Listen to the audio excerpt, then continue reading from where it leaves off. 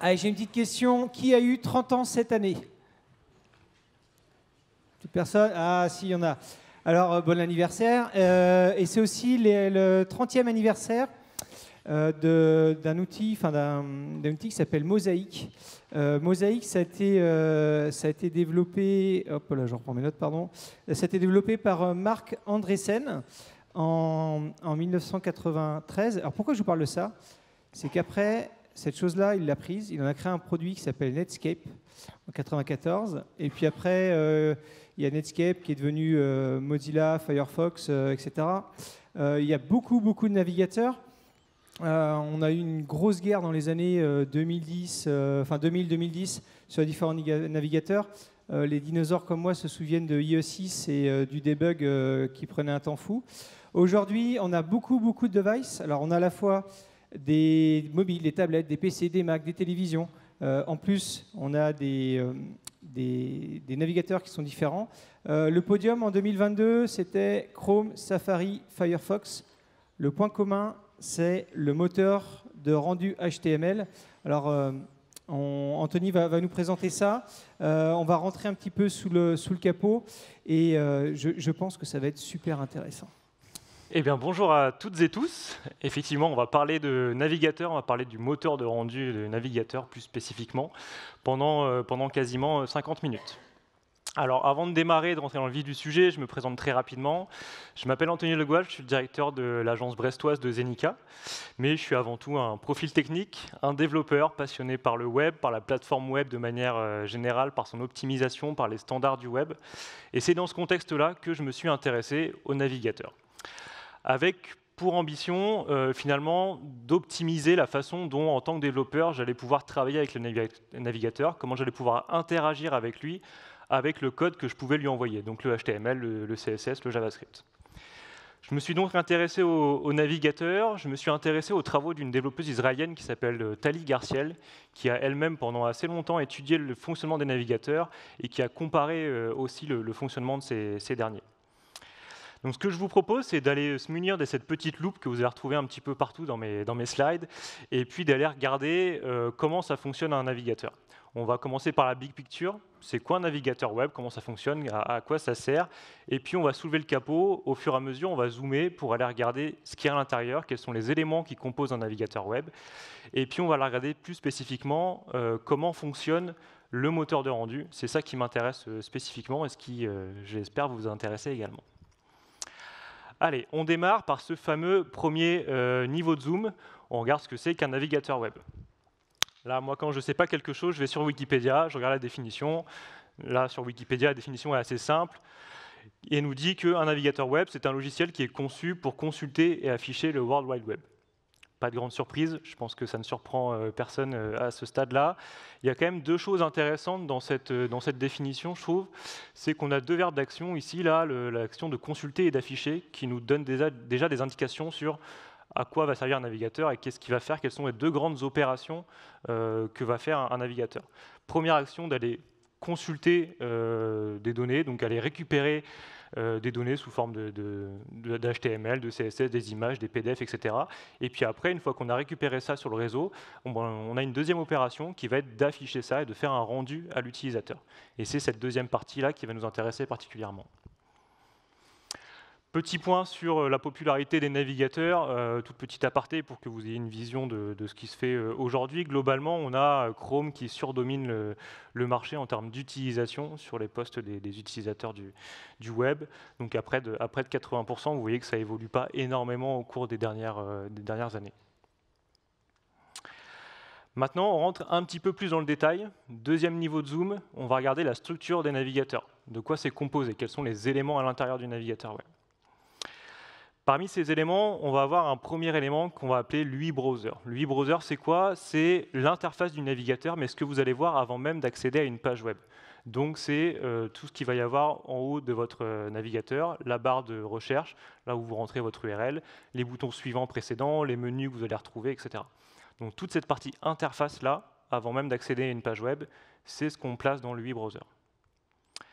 Deuxième élément en dessous, c'est le moteur browser. Donc, le moteur browser, c'est quoi? C'est la tête pensante du navigateur. C'est lui qui va piloter les actions que vous allez faire en tant qu'utilisateur dans le navigateur, qui va intercepter tout ça et qui va lancer des actions derrière. Si vous cliquez sur le bouton suivant ou précédent, si vous saisissez une URL dans la barre de recherche, si vous cliquez sur les boutons des menus, c'est le moteur du browser qui intercepte ça et qui lance les actions qui vont bien derrière. Ensuite, on a le moteur de rendu, qui, je vous l'ai dit, va nous intéresser particulièrement. Le moteur de rendu, lui, c'est lui qui gère l'affichage. Il prend les ressources qui doivent être affichées et en fait sa tambouille. On va voir après ce que c'est que cette tambouille. Et puis, il l'affiche à l'utilisateur. Après, on a différentes couches que je vais vous afficher là qui servent au bon fonctionnement du navigateur et des applications dans le navigateur. Une couche réseau, forcément, puisqu'on va chercher des données sur le web, il faut bien une couche réseau pour aller récupérer tout ça. Ensuite, on a la partie interpréteur JavaScript. Il faut un moteur JavaScript embarqué dans le navigateur pour aller comprendre le code JavaScript que les développeurs vont envoyer au travers de leurs applications, pour interpréter ça, le parser, l'interpréter, et puis permettre d'avoir le rendu qui est souhaité par le développeur. Ensuite, on a une autre couche UI, la partie UI backend. L'UI backend, c'est quoi? Il faut voir ça comme une sorte de petite bibliothèque dans laquelle vous allez retrouver tous vos composants d'interface qui vont être utilisés dans vos applications. Donc c'est là-dedans qu'on va retrouver les boutons, les combo box, les différentes pop-up, les menus, etc. Tous les éléments standards des navigateurs. Vous voyez que c'est directement relié au moteur de rendu, parce que le moteur de rendu, quand il va afficher les applications des sites web, il va avoir besoin d'aller piocher là-dedans pour afficher vos combo box, par exemple. Et aussi à l'UI browser, parce que l'UI browser, dans son interface, que je vous expliquais, les menus, etc., il y a déjà des éléments d'interface qui sont utilisés et qui sont disponibles dans cette UI backend. Chose à savoir sur cette partie-là, c'est que en fait, l'UI backend n'expose au final qu'une interface. Parce que derrière, ce qui va être utilisé, ce sont les composants natifs à l'OS. C'est pour ça qu'on va avoir un rendu qui va être différent. Si vous prenez un Chrome, que vous le faites tourner sur un Mac ou vous faites tourner sur un PC Windows, vous allez avoir un rendu qui est différent parce que derrière, l'UI backend utilise les composants de l'OS. Okay. Et pour terminer tout ça, sur la structure du navigateur, on a une dernière couche qui est la couche de persistance de données. Elle nous permet de faire fonctionner les applications. Vous savez, tout ce qui est cookies, local storage, session storage, IndexedDB, etc.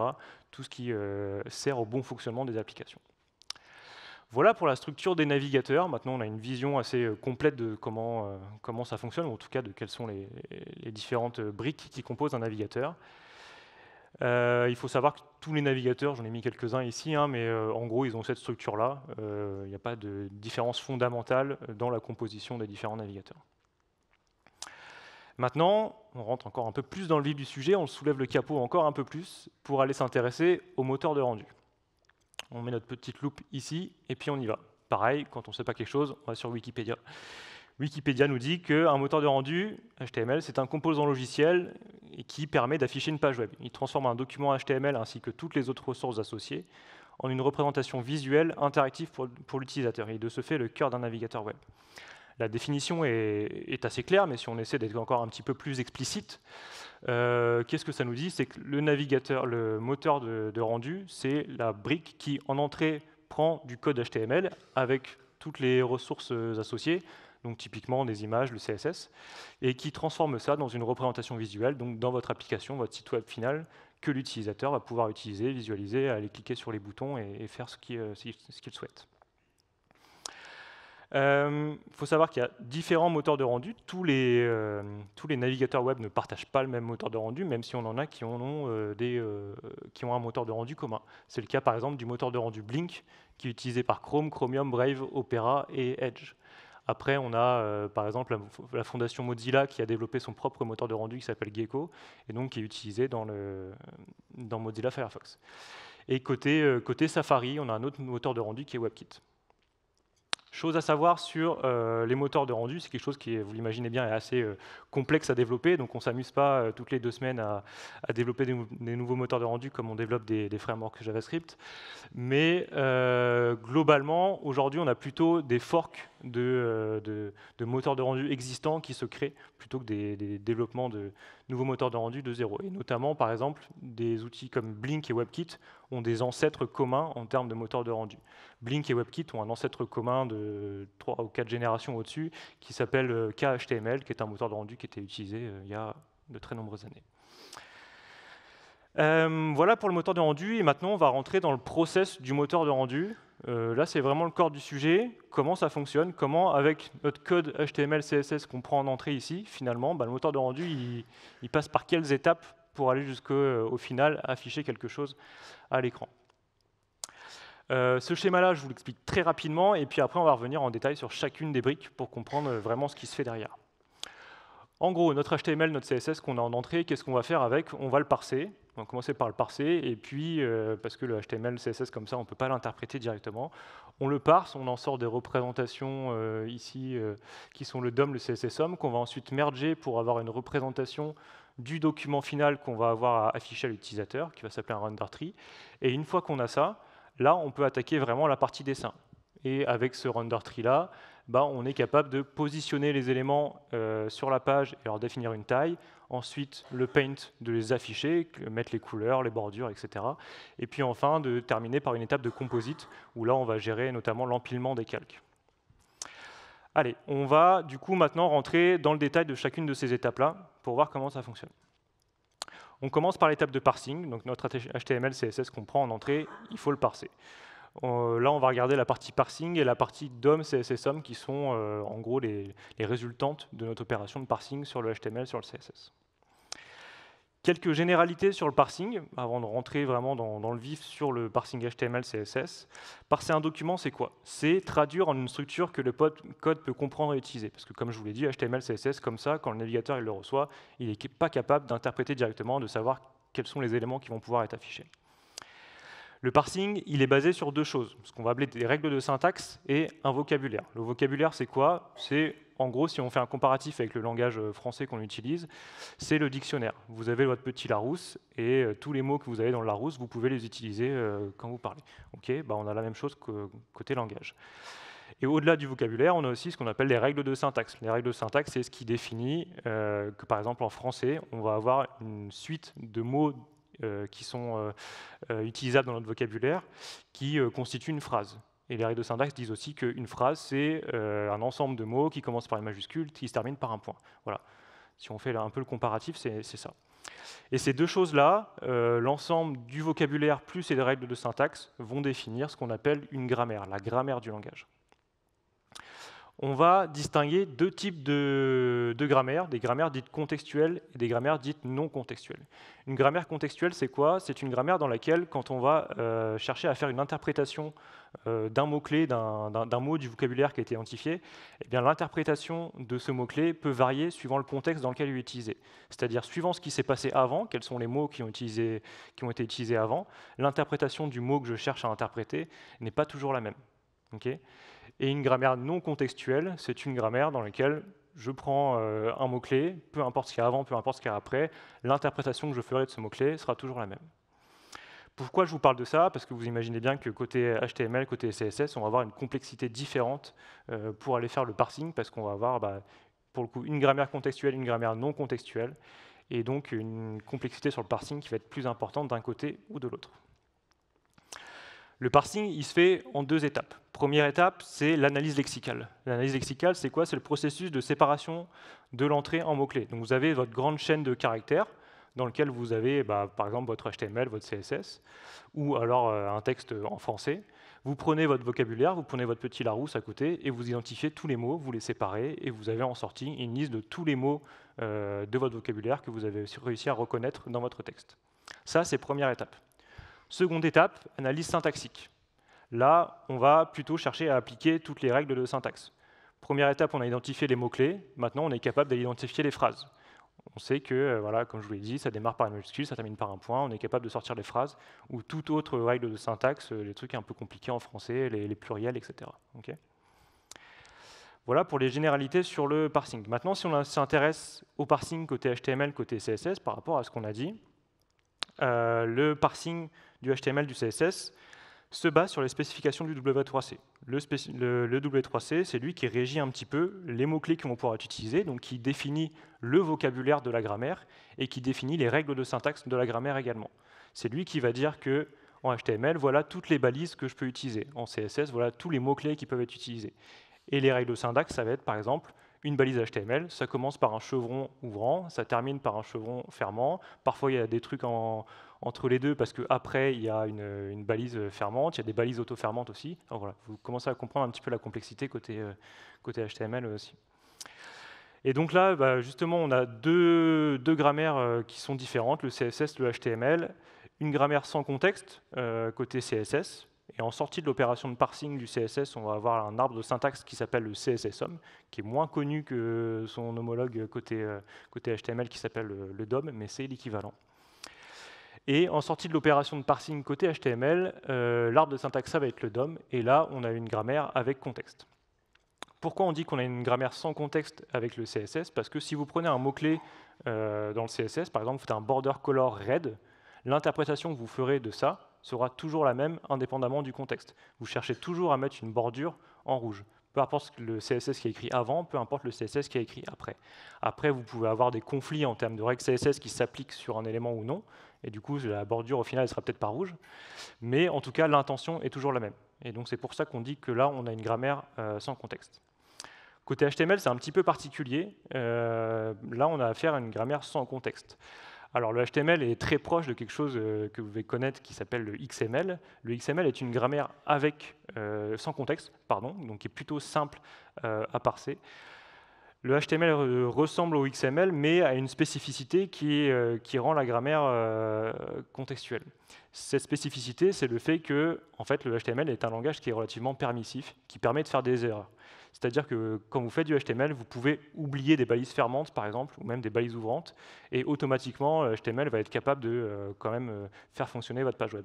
Et c'est cette toute petite spécificité-là qui fait qu'on ne peut pas utiliser des parseurs XML, par exemple, ou des parseurs de ce genre qui sont assez simples quand on cherche à parser du HTML. Donc l'opération de parsing côté HTML, assez complexe.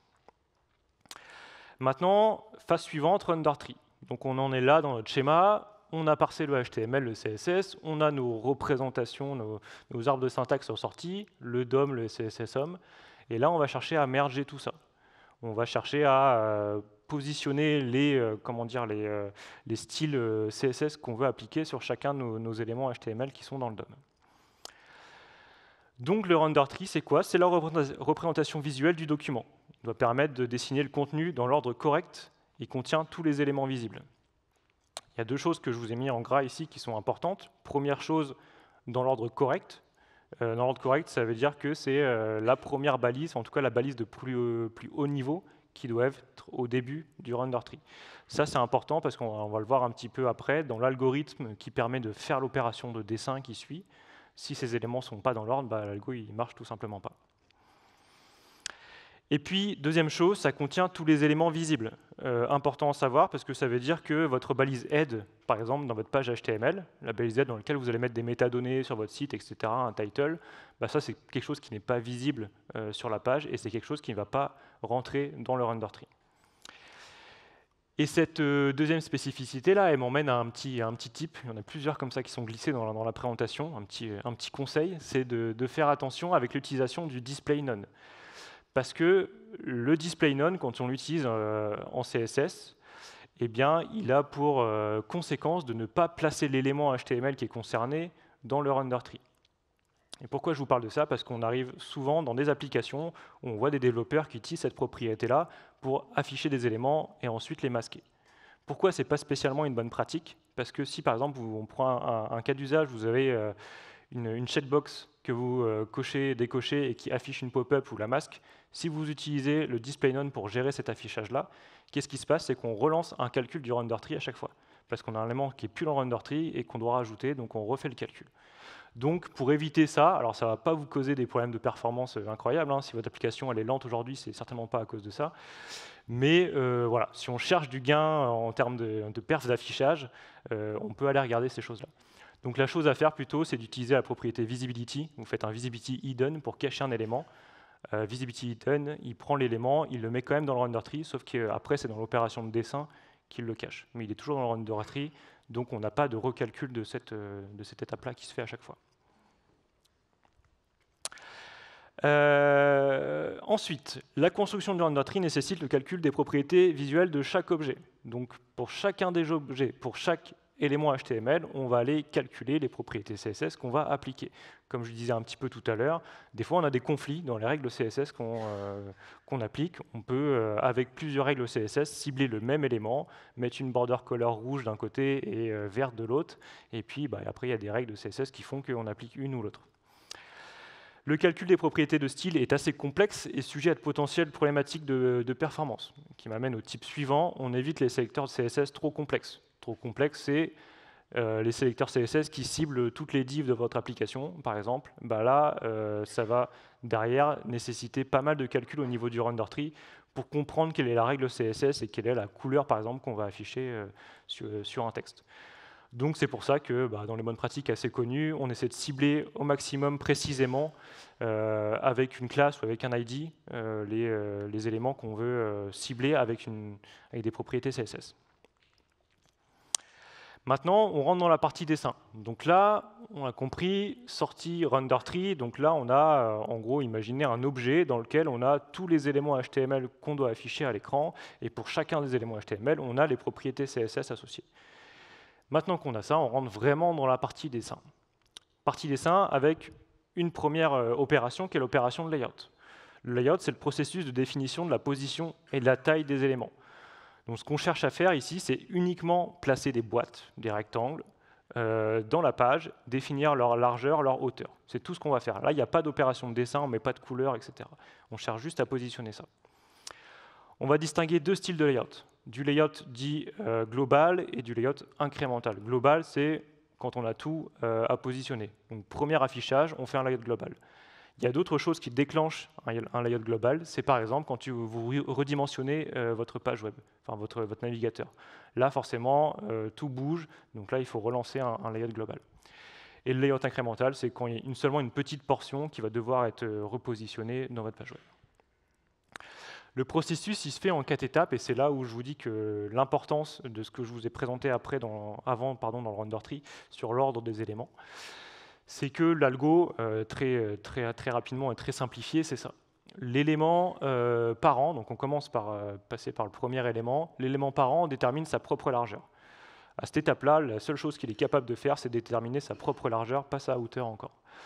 Ensuite, on est dans une fonction récursive qui va passer à ses enfants et puis il va placer ses enfants. Il va placer ses enfants en fonction des propriétés CSS qu'il a déjà lui. Donc il va les placer en position X et Y sur les coordonnées. Coordonnées X, Y, ça démarre en haut à gauche de la page, coordonnées 0, 0. Si le premier élément, le parent, il a un padding de 2 pixels par exemple, et son premier enfant, il ne sera pas la position 0, 0, il sera la position 2, 2. Okay, donc c'est toutes ces règles-là qu'on interprète pour positionner les enfants.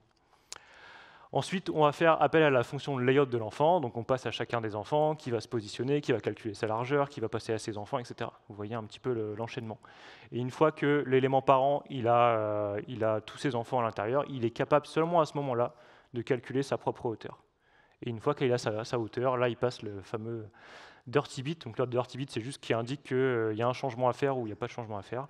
Donc là, le HTML, le positionnement est bon, on peut passer le dirty bit à false.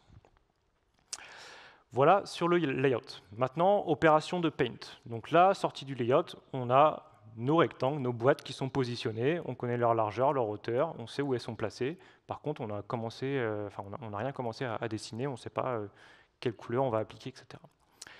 Et c'est là qu'on rentre dans cette étape-là, l'étape de paint, donc le processus de parcours du render tree. On va encore parcourir notre render tree, et cette fois-ci, on va dessiner chacun des éléments.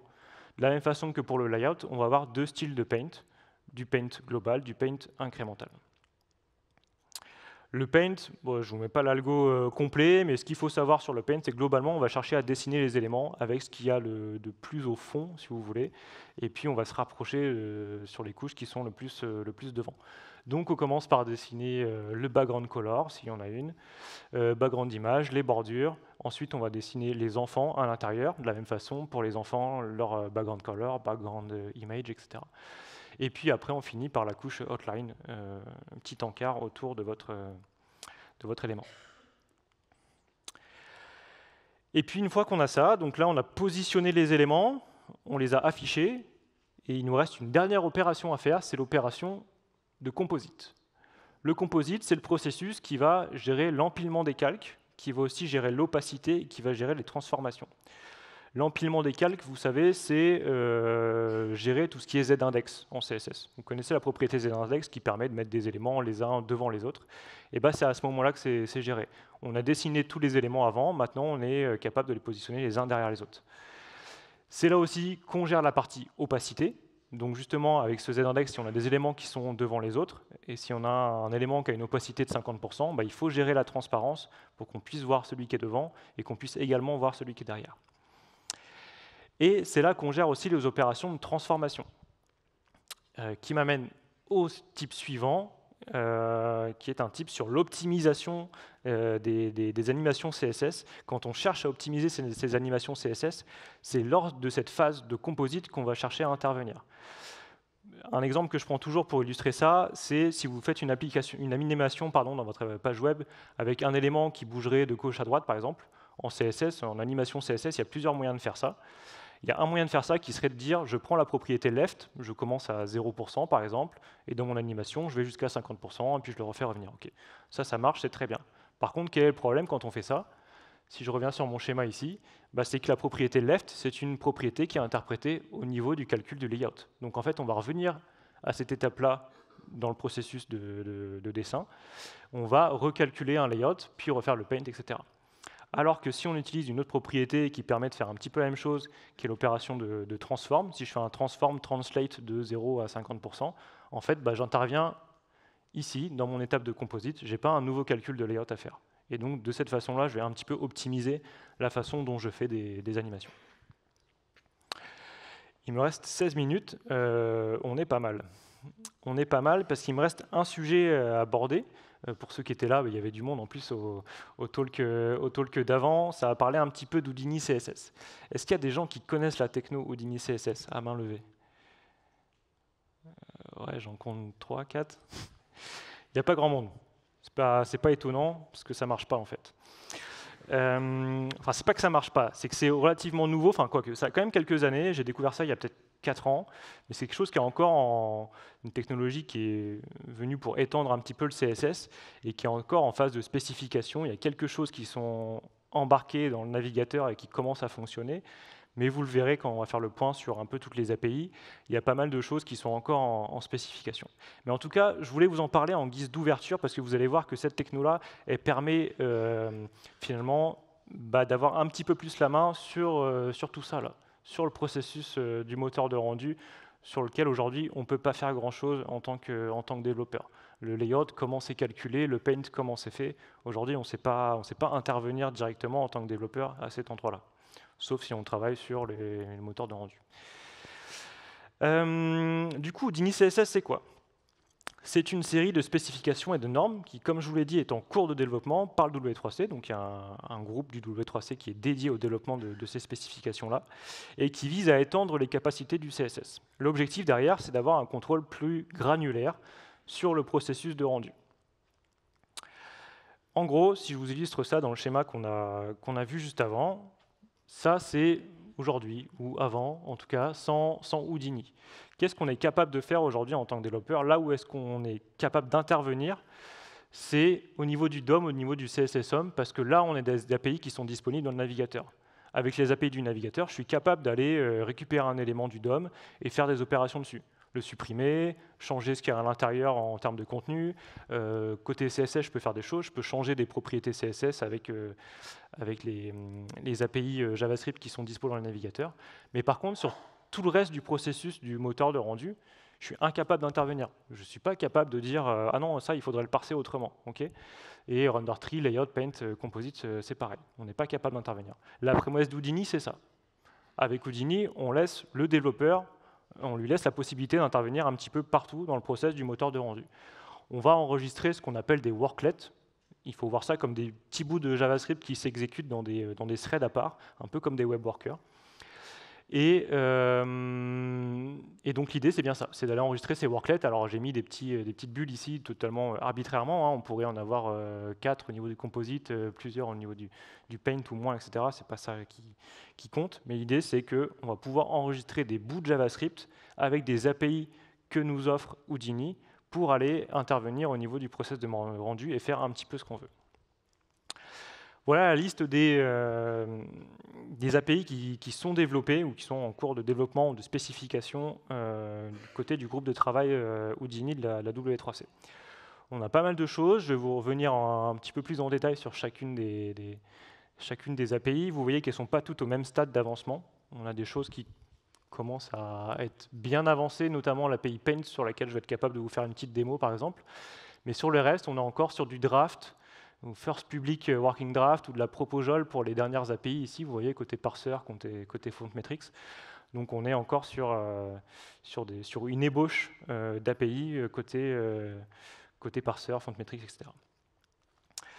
On va du coup prendre un petit peu de temps pour aller regarder la promesse derrière tout ça. Comme je vous l'ai dit, je ne peux pas vous montrer des démos sur tout, et il y a des choses qui vont certainement changer. Mais globalement, il y a quand même des idées qui sont intéressantes derrière chacune des API. En tout cas, les promesses qui sont faites sont intéressantes. Première chose, c'est la Paint API, donc celle qui est la plus développée, qui permet d'intervenir au niveau de la phase de Paint dans notre processus de rendu. La Paint API elle permet de faire quoi? Elle permet d'étendre le CSS en écrivant des fonctions de Paint qui vont permettre de dessiner des éléments à l'écran.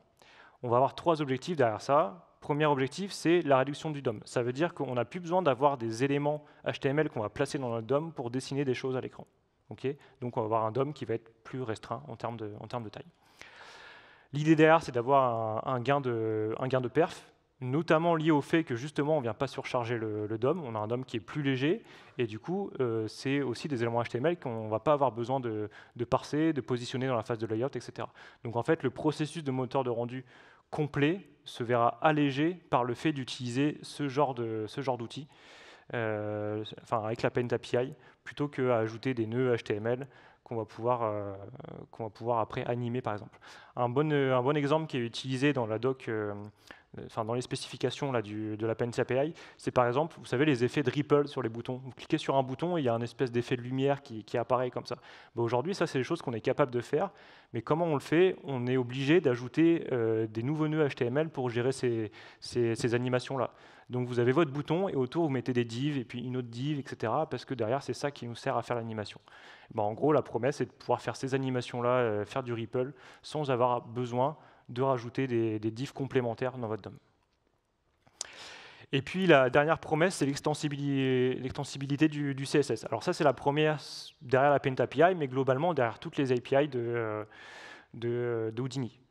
En gros c'est dire aux développeurs, OK, il y a des choses que vous voulez faire en CSS aujourd'hui qui n'existent pas, maintenant avec Houdini, avec la Paint API, vous pouvez le faire. Vous voulez un style de bordure qui n'existe pas aujourd'hui, vous savez aujourd'hui sur un élément vous pouvez faire une bordure pleine, une bordure en tiré, etc. Si vous voulez faire autre chose, une bordure avec des vagues, peu importe, ça n'existe pas, et là, si vous voulez le faire, vous pouvez le développer vous-même en fait. C'est ça la promesse, donc il y a des choses qui commencent à se faire autour de ça. C'est le demo time. Alors, je vais vous faire un truc très simple côté Paint API justement. L'idée c'est de vous afficher ça. Alors c'est une page très simple, vous allez voir il y a très peu de HTML pour le coup. Vous avez en bas une magnifique image qui est collée, vous avez un fond avec un dégradé qui est fait en CSS, et tout ce qui est fait avec Houdini ici, c'est les petites étoiles dans le ciel. Voilà, j'ai dessiné des étoiles dans le ciel avec Houdini sans inclure la moindre goutte de HTML. Oups, pardon, c'est pas ça que je voulais vous montrer. Hop, je vais lancer ça et je vais peut-être devoir zoomer. Ça va, vous voyez bien? Allez, nickel. Par où je commence? On va commencer par là, par le HTML. Mon HTML il est très simple. Alors, vous pouvez passer la partie head, mais en gros, dans mon body, j'ai quoi? J'ai juste une balise main dans laquelle j'ai mon H1, ici, là, le Starry Night with Houdini. OK, et puis j'ai une image qui est l'image qui est collée au fond. Et derrière, je vais enregistrer ici, dans cette balise script, mon fameux worklet, vous savez, donc ces petites choses qui s'exécutent en parallèle du main thread de JavaScript. Donc là, j'enregistre un worklet qui est de type Paint Worklet, parce qu'on utilise l'API de Paint d'Houdini. Donc on ajoute un module qui nous emmène vers ce fichier JavaScript ici. Et comment on définit une nouvelle fonction de Paint en JavaScript avec Houdini? On déclare une classe comme ceci, Et puis cette classe qui a différentes fonctions à l'intérieur, notamment une fonction paint ici. Et puis on va enregistrer avec la fonction registerPaint d'Houdini cette nouvelle fonction de paint qu'on va pouvoir utiliser après en CSS, comme plein d'autres fonctions CSS.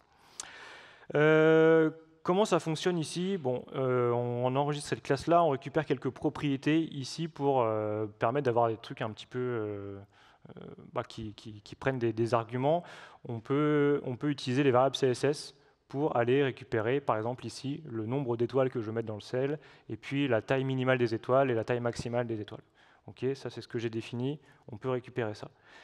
Et derrière, dans ma fonction de paint, en fait, ici, je vais faire des choses qui ressemblent à du canvas. Pour ceux qui ont manipulé des canvas en HTML, ça ressemble à ça. Là, je définis, on va pas revenir en détail sur comment ça fonctionne, mais en gros, je définis avec une petite fonction random ici qui place de manière random dans le ciel mes étoiles. Je vais dessiner des petits cercles blancs pour faire ces étoiles-là. J'ai lancé mon truc, ça marche. Ce qui me manque juste pour être complet, c'est la partie CSS.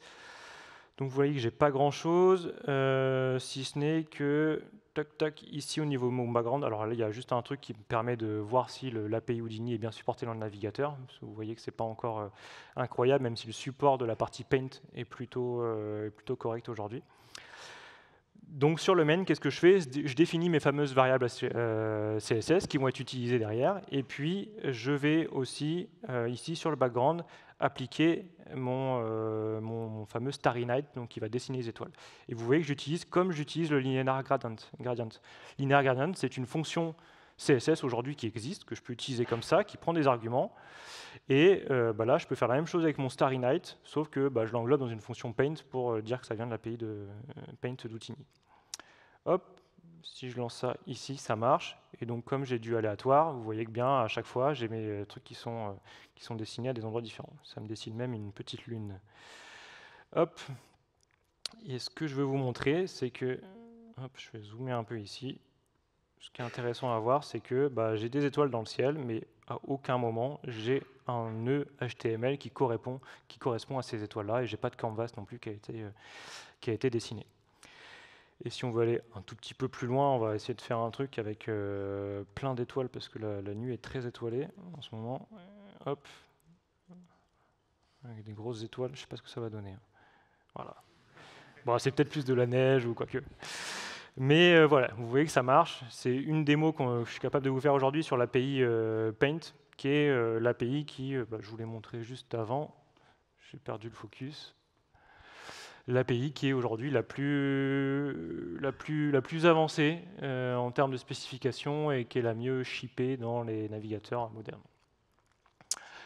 Il ne me reste plus énormément de temps, donc on va avancer rapidement. De toute façon, les autres sont moins spécifiés aujourd'hui, j'ai moins creusé aussi le sujet, donc on va passer plus vite dessus. API suivante, la Properties and Value API. Là, vous connaissez les variables CSS. En gros, l'idée, c'est d'avoir une extension aux variables CSS qui vont nous permettre d'ajouter deux choses. Une sorte de typage, une valeur par défaut, même si ça on peut déjà le faire avec des variables CSS, et puis un comportement concernant l'héritage. Comment ça se manifeste? Eh bien, en fait, quand on va enregistrer une variable CSS, aujourd'hui on fait juste tirer le nom de la variable et puis on lui donne une valeur. Aujourd'hui, enfin demain plutôt, on va dire avec l'API Houdini, je fais comme ça en JavaScript, CSS.registerProperty, je lui donne un nom, toujours la même typologie de syntaxe. Et sur la syntaxe ici, c'est là que je vais pouvoir typer. Je vais pouvoir typer pour dire que en fait, la valeur qui est acceptée ici, c'est une couleur, donc une valeur de couleur qui est valable aujourd'hui en CSS. Un comportement concernant l'héritage et puis une valeur par défaut. Et puis, ça s'utilise après de la même façon. De la même façon que j'utilise les variables CSS aujourd'hui, je fais exactement la même chose. Et puis, suivant l'état de mon application, etc., je peux changer la valeur de ces propriétés. API suivante, l'API TypeOM, donc qui permet de faciliter la manipulation des propriétés CSS en exposant les valeurs CSS sous forme d'objets typés. Alors typés dans la mesure du possible de ce qu'on peut faire aujourd'hui en JavaScript. Mais en gros, la complexité aujourd'hui qu'on a quand on traite en JavaScript du CSS, c'est qu'on a affaire à des strings en fait. Quand je récupère un élément en HTML, que je fais un style pour opacity par exemple, même s'il a une valeur de 0,3 qui est un nombre, et ben en fait, ce que je vais avoir comme type, c'est une string. Et donc ça, c'est un petit peu complexe. Complexe à gérer quand on manipule tout ça. Et donc l'idée maintenant, c'est d'avoir sur chacun des éléments une attribute style map comme ça, qui va avoir des propriétés qui vont être typées. Et donc là, si je récupère l'opacité, je vais avoir bien un number et pas avoir une string. Donc ça va faciliter derrière la manipulation de tout ça. Vu qu'on a un peu de typage, on va avoir moins de bugs. Ça va faciliter aussi les opérations de conversion d'unités. Je ne vous ai pas montré ici, mais en gros, les API définissent aussi quelque chose qui nous permettent d'additionner des pixels avec des centimètres, avec des EM, etc. Donc ça peut faciliter tout ça. Et l'avantage aussi derrière, c'est toujours d'avoir aussi un gain de perf ici qui s'explique par le fait que, vu qu'on ne manipule plus des strings, on a pu sérialiser, désérialiser des strings à chaque fois qu'on fait une opération. Là, on rentre dans des choses qui sont encore de moins en moins spécifiées. La partie layout, donc, c'est permettre aux développeurs d'écrire ses propres fonctions de layout. Les fonctions de layout aujourd'hui, c'est quoi? C'est les flexbox, les grids. Okay, vous utilisez ça quand vous essayez de positionner des éléments. Peut-être que les flexbox, les grids, ne vous permettent pas de faire ce que vous avez réellement envie de faire. Et là, vous pouvez faire des fonctions de layout comme vous le souhaitez. Avec, par exemple, ici, un register layout. Donc, il faut imaginer que derrière, on enregistre un worklet, comme je l'ai fait pour l'API de Paint. Et là, on crée une fonction de layout qui s'appelle centering, qu'on va pouvoir utiliser, comme on utilise les flexbox, comme on utilise les grids, avec un display layout. Animation worklet, on est toujours dans l'objectif d'aller enrichir un peu le CSS et de permettre aux développeurs de faire des choses qui n'existent pas aujourd'hui, donc permettre aux développeurs d'écrire ses propres fonctions d'animation. Et ce qui est sympa aussi sur cette partie animation, c'est que finalement avec les worklets qui s'exécutent dans un thread à part, on va avoir aussi un gain de perf à ce niveau-là. Là, parseur API, donc ça qui est, pour le coup, vous l'avez vu tout à l'heure, qui est vraiment encore en cours de spécification, donc on n'a pas d'exemple très concret de ce qu'on peut faire aujourd'hui avec, mais l'idée c'est de permettre aux développeurs d'accéder au parseur. Deux objectifs. Le premier qui va être d'invoquer directement en JavaScript le parseur pour pouvoir par exemple créer à la volée des objets HTML à partir de chaînes de caractères. Je n'ai pas vu encore d'exemple très concret d'usage qui m'était très parlant. Mais en tout cas, le second élément, ici, le second objectif, il est pour moi beaucoup plus parlant. C'est d'étendre ce que comprend le parseur pour, j'ai fait une faute, bref, pour développer les polyfills. Les polyfills, pourquoi? Parce que si demain, admettons qu'il y a une nouvelle balise HTML qui sort, que vous voulez à tout prix l'utiliser dans votre application, vous l'utilisez et ça marche bien dans Chrome, mais ça ne marche pas dans la dernière version de Firefox, vous pouvez développer un tout petit bout de JavaScript ici avec la parseur API pour étendre ce que comprend le parseur du navigateur et comprendre cette nouvelle balise HTML et savoir comment la parser. Donc ça va être un excellent moyen pour demain créer des polyfills pour ce qui n'existe pas encore dans les dernières versions de navigateur. Et dernière API, c'est la Font Metrics API, donc qui permet aux développeurs de récupérer des données précises sur la manière dont une police de caractères va être rendue, sur ses dimensions, sur sa hauteur, sa largeur, sur l'espacement entre les différents caractères. L'idée, c'est de pouvoir être un petit peu plus précis sur la mise en page. Par exemple, si vous travaillez avec des fontes qui sont des fontes custom, vous savez que vous avez, on va dire, un padding, enfin en tout cas qu'il y a un certain espacement entre le bas de la fonte et le haut, etc. Et si vous faites du display flex, par exemple, vous essayez d'aligner des choses, tout ne sera pas forcément toujours aligné parce que vous avez une fonte qui est faite un petit peu bizarrement. Et l'idée avec cette API, là, je vous ai spoilé la fin. C'est tout simplement d'aller pouvoir récupérer des données assez précises sur l'espacement des caractères, sur la hauteur des caractères, pour derrière pouvoir aligner correctement les choses, et ça va plaire aux gens qui aiment les choses très bien alignées. Merci à tous, et je pense qu'on a peut-être 2-3 minutes pour des questions.